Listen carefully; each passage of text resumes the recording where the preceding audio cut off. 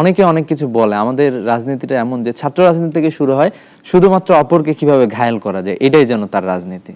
তো এটা না হয়ে যদি এরকম হয় যে আমি আসলে কি করতে চাই, আমার এজেন্ডা কি, আমার পলিসি কি, আমার পরিকল্পনা কি ছাত্রদেরকে নিয়ে, দেশ নিয়ে, আমার ক্যাম্পাস নিয়ে, এটা যদি উপস্থাপন করতে পারে তাহলে আমার মনে হয় যে একটা চমৎকার একটা পরিবর্তন আসবে। কোন পথে যাচ্ছে ভবিষ্যৎ ছাত্র রাজনীতিটা?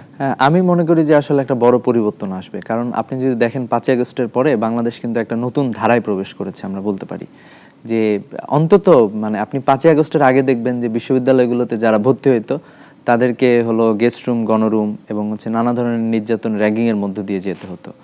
আমরা কিন্তু এখন ঢাকা বিশ্ববিদ্যালয় সহ বাংলাদেশে অনেকগুলো বিশ্ববিদ্যালয় অলরেডি গেস্ট রুম, গণরুম কালচারটা ভ্যানিশ হয়ে গেছে, এটা আসলে আর নাই। এরপরে দেখবেন যে 5ই আগস্টের পর থেকে অনেকে অনেক ধরনের রাজনীতি করার চেষ্টা করেছে, কিন্তু ইসলামী ছাত্র শিবিরেও তার রাজনীতি করার চেষ্টা করেছে। ইসলামী ছাত্র শিবির ছাত্র বান্ধব কার্যক্রম নিয়ে মূলত সামনে এসেছে, যার ফলে দেখা গিয়েছে এবং ছাত্র বান্ধব কার্যক্রম পরিচালনা করার কারণে দেখবেন যে সাধারণ শিক্ষার্থীরা যেহেতু আমাদেরকে অ্যাকসেপ্ট করেছে এবং এইটা নিয়ে কিন্তু সবার মাঝে একটা অ্যানালাইসিস আছে যে আমরা কি কার্যক্রম করেছি আর অন্যরা কি কার্যক্রম করেছে, সাধারণ শিক্ষার্থীরা এটা আসলে আলাদা করতে পেরেছে। তো আমার মনে হয় যে অনেকগুলো ছাত্র সংগঠন এই মৌলিক পরিবর্তন তাদের মাঝেও এসেছে।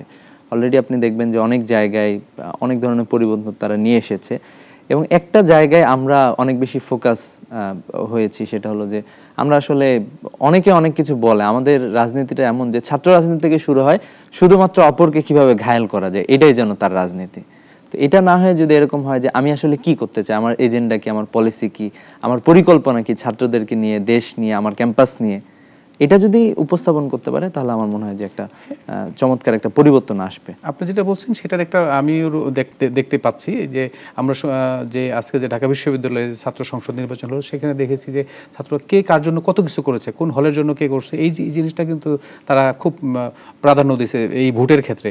আরেকটা জিনিস আমরা খেয়াল করলাম যে এই যে যখন ছাত্র শিবির পূর্ণাঙ্গ প্যানেল নিয়ে নির্বাচিত হলো, আমি দেখলাম যে এই সাম্প্রতিক সময়ে ছাত্রদল তাদের কিছু সোশ্যাল কার্যক্রম শুরু করছে, পানির কল বসানো, এটা একটা আদর্শ রাজনীতির পথ। কিন্তু আমারও একটা প্রশ্ন, এই যে চারটা বিশ্ববিদ্যালয় নির্বাচন হলো, দেশের সবচেয়ে বড় পাবলিক বিশ্ববিদ্যালয়ের কথা যদি আমরা বলি, ঢাকা বিশ্ববিদ্যালয়, জাহাঙ্গীরনগর বিশ্ববিদ্যালয়, রাজশাহী বিশ্ববিদ্যালয়, চট্টগ্রাম বিশ্ববিদ্যালয়, এই চারটা বিশ্ববিদ্যালয়ে কি এমন একটা কি জাদু দেখালেন, মানে যে যদি আমরা বলি যে কোন জাদুতে এত মানে একটা ভূমিধস বিজয় হলো আপনাদের? আসলে এখানে কোনো জাদু ছিল না, অন্য কোনো বিষয় ছিল না।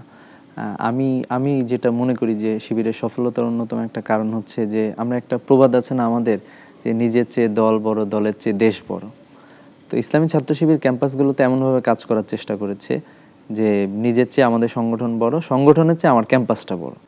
যার ফলে দেখা গেছে যে আমরা আসলে আমাদের অনেকগুলো চাওয়া পাওয়া আমরা এগুলো স্যাক্রিফাইস করতে পারছি। যে আমি হয়তোবা অ্যাজ এ সংগঠন শিবির মানে অনেক কিছু পারলো না, কিন্তু ছাত্রদের যদি একটা কোনো অর্জন হয়ে যায়, ওইটাই ছিল আমাদের মূলত মূল টার্গেট।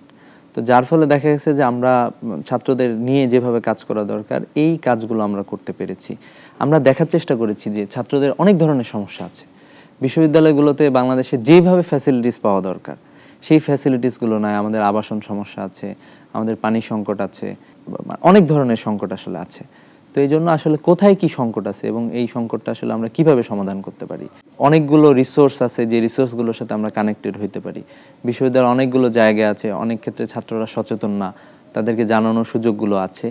তো আমাদের যেটা মনে হয়েছে যে আমরা আসলে ওই ছাত্রদের সমস্যা সমাধান হোক এটা ফোকাস করে মূলত কাজ করে গিয়েছি। অনেকে আমাদেরকে টিটকারি মারছে যে আসলে এটা হয় নাই, এভাবে হয় না ছাত্র রাজনীতি। তো আমরা বলছি যে আমরা তো আসলে ছাত্রদের ভালোর জন্যই কাজ করতে চাই, যতটুকুই পারি না কেন। তো এই ফোকাস হওয়ার কারণে আমার মনে হয় যে ছাত্ররা বুঝতে পেরেছে যে আমাদের মাধ্যমে কোনো কিছু পরিবর্তন হয়। এবং যখন নির্বাচনের আগেও আমরা কিছু কার্যক্রম পরিচালনা করেছি তখন তারা দেখেছে যে তারা নির্বাচিত না হয়ে আসলে অনেক কাজ করতে পারে বিভিন্ন জায়গা থেকে, আর অন্যরাও চাইলে পারে। তো সেই ক্ষেত্রে দেখা গেছে যে অন্যদের কাজ করার হার বা ছাত্র শিবিরের কাজ করার হার, এটার মধ্যে একটা বিস্তর ব্যবধান ছিল। আরেকটা ব্যাপার ছিল, সেটা হচ্ছে যে আমরা ছাত্রদের সাথে মেশার চেষ্টা করেছি নানাভাবে, ছাত্রদের জানার চেষ্টা করেছি তাদের প্রবলেমটা কি, এবং আমরা এটা বারবার বসেছি, আমরা চিন্তা করেছি এই সমস্যার সমাধানে আসলে আমরা কিভাবে সমস্যার সমাধান করতে পারি। তো এই সমস্যা সমাধানের প্রক্রিয়াগুলো আমরা কিন্তু আমাদের ইশতেহারে চমৎকারভাবে ফুটাই তুলেছি। আমাদের কোন কোন টপিক ধরে ধরে আমরা সমস্যার সমাধান করতে পারি, এবং এখানে সব রিয়েলিস্টিক এবং একটা ছাত্র সংগঠনে যা করা দরকার এটাই তারা